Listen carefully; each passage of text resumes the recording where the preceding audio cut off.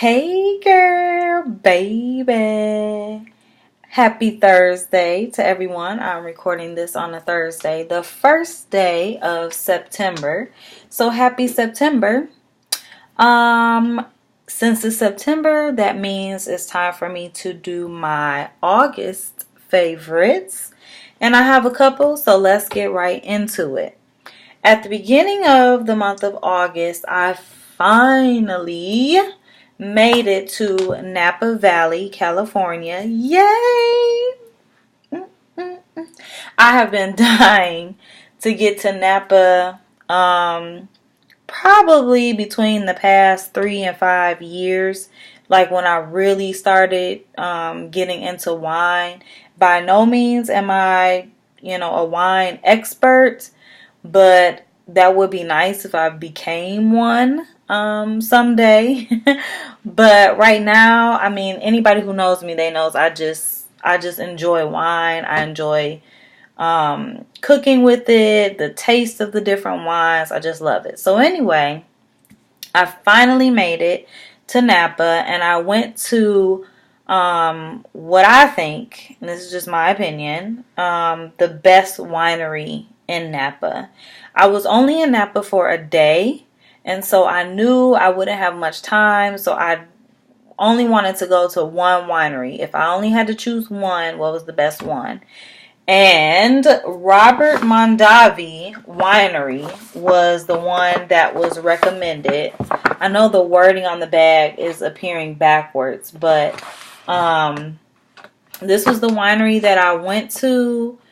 I did a full wine tour where they showed us the vineyards. They showed us the winemaking process. Of course, we learned the history of Robert Mondavi, which, by the way, 2016 is a very special year for Robert Mondavi Winery because it was founded or started in 1966.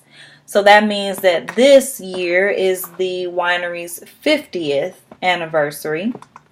So congrats to Robert Mondavi. And like I said, they really are the best in town. Of course, you can't go on a wine tour without doing a wine tasting, and I definitely did that. I can't remember if I brought down or if I have the names of the different wines that I tried in here.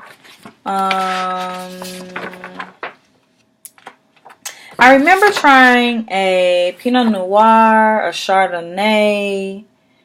Of course, I did a Moscato, and I did a Merlot. I also tried a Merlot because I remember trying that one and thinking of my dad because my dad loves Merlot. So, but it was great. And then they give you a little form that talks about wine club member benefits. And I'm seriously really thinking about joining this, you guys, because you just get some great benefits from it. 15% off merchandise, 20% off discountable wines. It's just great. I'm seriously thinking about joining their wine club. And the weather that day was nice. I'll try to post a couple of pictures from my visit to the winery. It was just really a wonderful time there. I'm not gonna unravel this, but I was able to get an apron, one of those waist down aprons from Robert Mondavi Winery. I haven't used it yet. That's why it's still in this nice little bow right there. It was just such an unreal yet wonderful experience. To be able to go there, to be in Napa, which, by the way, our tour guide told us that Napa Valley only produces 4% of the wine that comes from California, which for me was kind of surprising. But when she explained why, she said Napa is known not for the quantity of wine, but rather the quality of wine.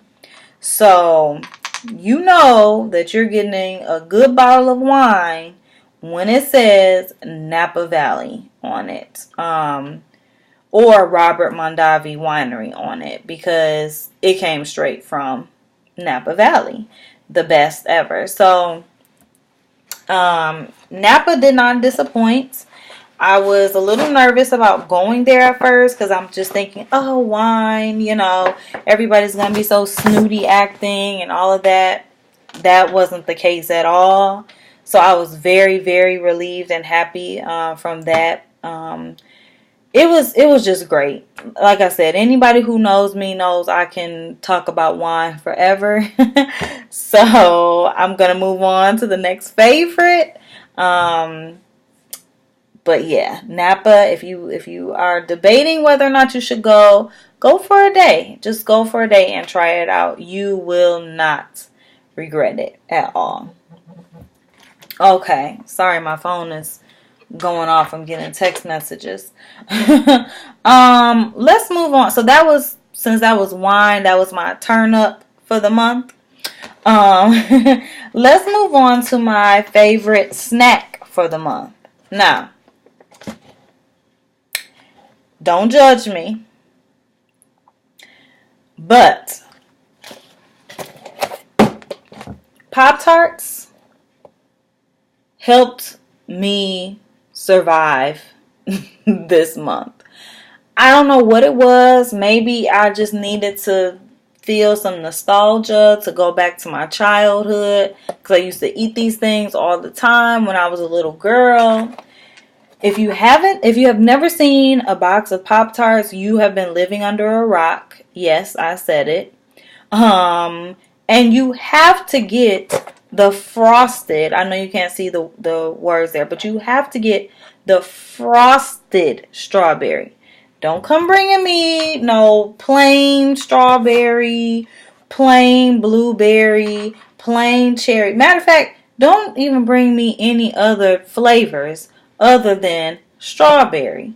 And it has to be frosted strawberry.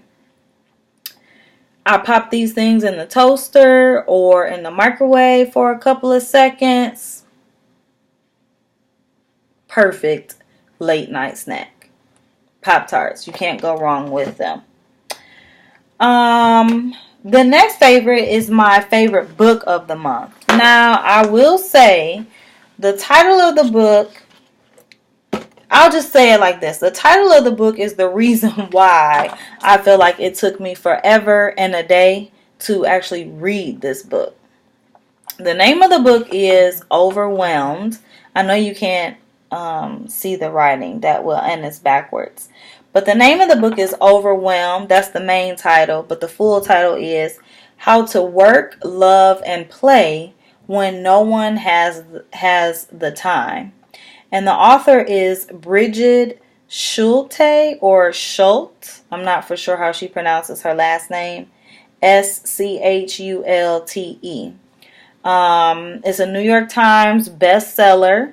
And when I saw it at the bookstore, I'm like, overwhelmed. How in the world am I about to read a book about being overwhelmed when I already feel busy? But I went ahead and picked it up anyway. And I will say that for me, it started off kind of slow because the author goes into tremendous detail about like research, in-depth research that has been done regarding time, how people use time, how people waste their time. She goes in, okay? But I stuck it out, and I'm glad that I did because I really enjoyed the sections, particularly on work and play. And just like a quick synopsis of the part about play, basically she says that, of course, we know children are the ones that play or are supposed to play. But she makes a really good argument that adults, we need playtime too. And she gives different ideas of what you can do, how you can make time for play. And then she shows why it's necessary or the benefits of it.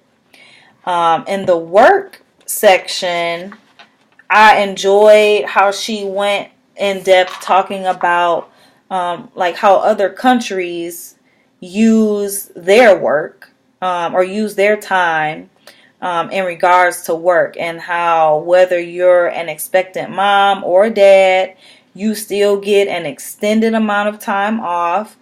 Kind of makes you wonder like what we're doing here in the States, and that's probably why people always feel so like rush, pressed for time,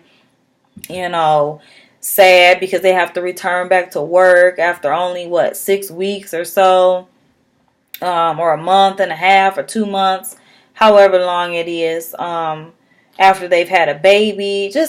We just feel rushed and pressed for time.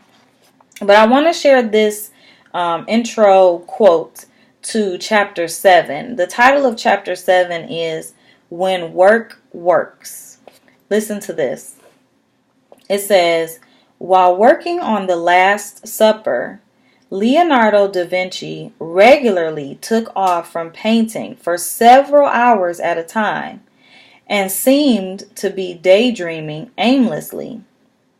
Urged by his patron to work more continuously, Da Vinci is reported to have replied immodestly but accurately. He said, "The greatest geniuses sometimes accomplish more when they work less." I loved that, because by no means is this encouraging laziness or just not wanting to work or not wanting to go to work. It's not saying that. But if Leonardo took time off or several hours off while he was working on a masterpiece such as The Last Supper, how much more so can we really sit down and think about how we use our time? Are we using it effectively? Am I wasting time on activities or hobbies or things that really aren't bringing me pleasure? So it just was this chapter about work. I mean, it says it all. When work works. Just different ways that we can start to think about how we use our time. It's a mindset too. I just loved it. So yeah, like I said, the beginning chapters are a little bit difficult to push through, but if you can push through, believe me, it is worth it. So Overwhelmed: How to Work, Love, and Play When No One Has the Time. That was my book of the month. And can I also just say how quiet it is? I mean, just the quietness. And there's people at home in my house. But I was able to somehow sneak away and do this video. So hopefully we won't have any interruptions. Moving right along in terms of favorites, let's talk about how great the month of August started off thanks to Rio 2016. The Olympics. I have been watching the Olympics since I was a little girl, me and my dad, and I have loved it since then, and I still love it now. This year's Olympics was so amazing. I mean, the final five on, Team USA, and it's not even just about, what country you're from and all of that. It's not about that. At least for me and my family, it's not about that. It's just that how wonderful it is to be able to see these great athletes perform at their peak for 2 weeks straight. I mean, I feel like when the Olympics comes every 4 years, I think there needs to be a rule that if you want to take like a couple of gap weeks off, I mean, Malia Obama is taking a gap year off from school for before she starts school. Can we get, 2 weeks, just 2 weeks every 4 years if you choose to stay at home and watch the Olympics? I was away, I think it was the second week or like the end of the first week into the second week of the Olympics. I was away for work for a conference. And make no mistake about it, one of the nights that I was away for work, I didn't go out. Like, I stayed in my hotel room and I ordered pizza and I watched the Olympics. That was the night that I think Simone Biles won her gold. It might have been the same night that Simone Manuel won her gold for swimming, which was a surprise. Michael Phelps, I mean, every time he gets in the water, it's like he is just a fish swimming for gold every time. He ended this Olympics, which I'm thinking, and as was reported, would be his last Olympics. He ended it being the most decorated Olympian of all time. It was just amazing. Like the track and field, you got, Allison Felix doing her thing. I forgot what the exact event was, but in one event for track and field, 3 African American women from the U.S. all medaled gold, silver, and bronze. I mean, they just wiped the whole thing out, just shut it down. I loved it. I just loved it.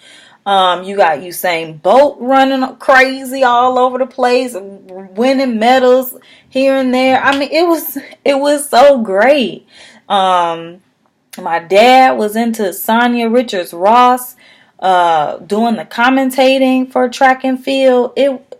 We just loved it. Our family, all of us were on like a group chat, text messaging each other about the highlights, making sure everybody was watching. We downloaded the NBC Sports app on our phone so that we could watch it. I mean, we didn't miss anything. I got a chance to watch synchronized swimming with my sister. It was her first time seeing it. My niece saw or was watching, I guess you could say watching, synchronized swimming too. Got in the bathtub a few minutes later. And she, with her little 3-month-old self, decides to go kicking and splashing all around. So I guess the synchronized swimming or swimmers inspired her. I'm just excited. I loved it. We were so sad when the Olympics was over. But if any of my family members are watching this video, you know what I mean when I say we are planning, hint, hint, for Tokyo 2020. That's all I'm going to say. We are planning. And we cannot wait. We cannot wait. So, yes, the Olympics definitely helped make the month of August a great month. A couple of other things I want to share. One is this makeup remover. I'm moving on to beauty favorites now. Garnier Skin Active Micellar Cleansing Water. It's an all-in-one makeup remover. It cleanses and refreshes. I love this stuff. I use it every night because I'm lazy at night when it comes to having to take off my makeup. So this stuff works really great. It has no oil, no alcohol, and no fragrance. How you doing? It's just awesome. And it gets the job done. I use it every night. My last 2 favorites both come from the same store. My beloved Charming Charlie. So I guess these are like my accessory favorites, I guess. I needed to get this wallet because I was tired of not having one. So I got this blush pink, I guess, color wallet. That's good for storing everything in here. And then